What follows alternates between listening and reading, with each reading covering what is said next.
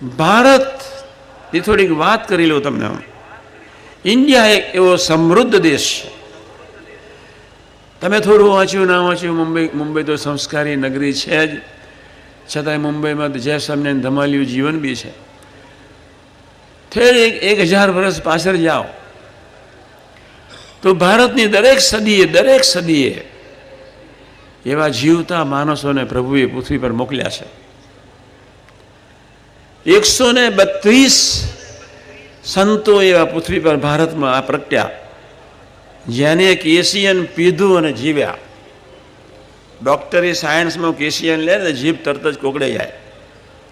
132 સંતોએ કેસિયન લીધું અને છતાંય જીવ્યા.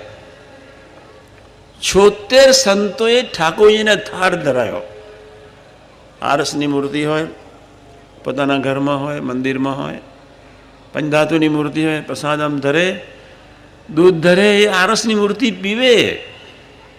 4 સાધુ ભારતની ધરતી પર છેલ્લા 500 વર્ષમાં એવા આવ્યા, જ્યાં જો તે રામજી બીજું ન ભાસે. ન એને સ્ત્રી દેખાય, ન એને પુરુષ દેખાય. ભારત એવો most cultural country of the world,